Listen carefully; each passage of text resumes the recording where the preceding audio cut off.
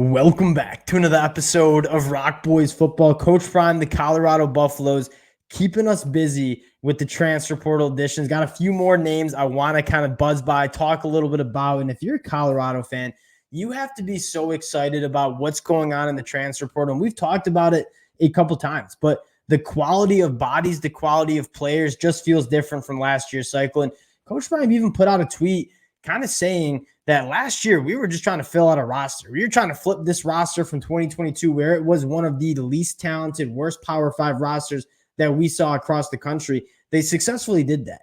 Now, this transfer portal cycle, a little bit more focused on, all right, where are the holes that we still have on this roster? We've all identified them, right? On the lines of scrimmage, both the offense and defensive line. And Coach Prime and this Colorado staff just getting right to work in terms of filling out this roster. Really excited. Want to talk about Anquan Barnes. Want to talk about Cordell Russell too, a guy that flying kind of under the radar, but a super talented wide receiver. I remember talking about him when he was coming out of high school. Before we get into it, just want to say thank you to you guys. For me, it has been just an absolute blast covering Coach Prime, this Colorado program, as they've gotten extremely active in the transfer portal. The amount of support you guys have shown the boys has been absolutely amazing. If y'all do enjoy the content, consider subscribing to the channel. Can't thank you guys enough for all the support you guys have shown. And without further ado, let's get into Anquan Barnes first. And in a very similar conversation to the conversation we had about Quincy Wiggins, is you can't teach this kind of body, right? 6'4", 315 pounds. There was a reason he was a high 4-star coming out of high school. He's got all the traits to be a very good college football player. Hasn't quite put it together at his time at Alabama. And the second thing I absolutely love about this move is you're getting a defensive lineman from Alabama.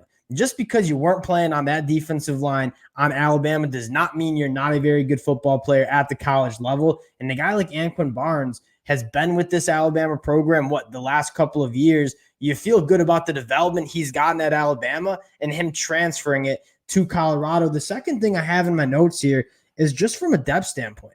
Like, this is a Colorado team that when they were on paper getting off the bus, this is going to look like a different team in 2024 with the size of the bodies, with the depth of the bodies. That's what you're most excited about, right? Whether Anquan Barnes comes in and is a star football player on the defensive line or not, you feel good about the depth and the general talent of this roster getting better. And one of the conversations that just doesn't get talked enough about at the college level is building depth within your roster. It is awesome to have these star players. And quite frankly, Colorado certainly checks that box. Guys like Deion Sanders, guys like Travis Hunter, the star players on this team are certainly there. What's your depth look like? Specifically on the offensive defensive line. We saw last year it wasn't quite there. And that is exactly what Coach Prime and this Colorado staff are doing to kind of improve heading into 2024, is getting enough bodies to have that competitive competition along both lines of scrimmage. And that's been their major goal. And we've seen it. It is not any secret what kind of players Coach Prime and this Colorado staff are targeting in the transfer portal. It's the big bodies on both sides of the football. A guy like Anquan Barnes, a guy like Quincy Wiggins.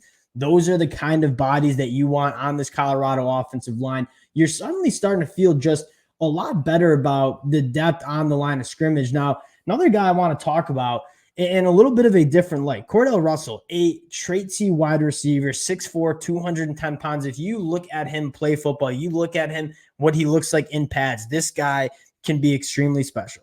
Track background, I believe 11-second 100-meter dash time, combined with 6'4", 215 pounds. That's what excites you. You can't really teach that kind of size and speed. And a guy like Cordell Russell kind of gets me excited about not only the 2024 year, but Coach Prime's trying to build this program up. And he's not only trying to win in 2024, he's trying to build in 2024, in 2025, and in 2026. And a guy like Cordell Russell, only 1 year of college football so far, has plenty of eligibility heading into Colorado. And whether he slots into this wide receiver room year one at Colorado or not, it's a loaded room with a ton of talent.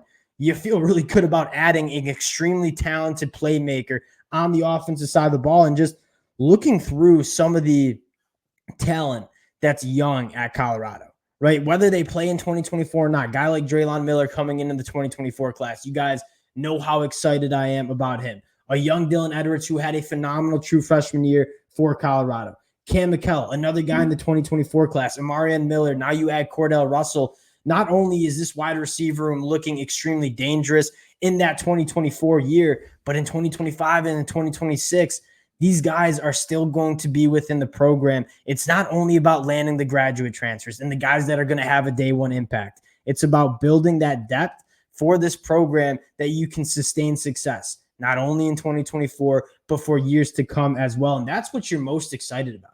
Coach Prime has said it. He said it just as recently, like, we are still building. We are still trying to get this program right. And not only in 2024, but in the future, you're feeling really good about where Colorado is from just a talent standpoint.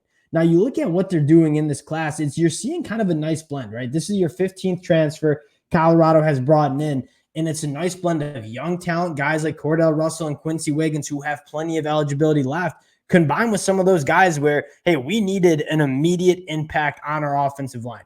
In order to be competitive in 2024, you needed to get the offensive line right, and they did, with guys that, okay, only have 1 or 2 years of eligibility left, but guys that have played at the Power 5 level for multiple years. And so you look at a guy like Matthew Bedford or Khalil Benson or Justin Mayers or Tyler Johnson. They might only have 1 year of eligibility left, but that's getting this team right for the 2024 year. And you're sprinkling younger guys in like Jordan Seaton, that sustained success at Colorado will happen.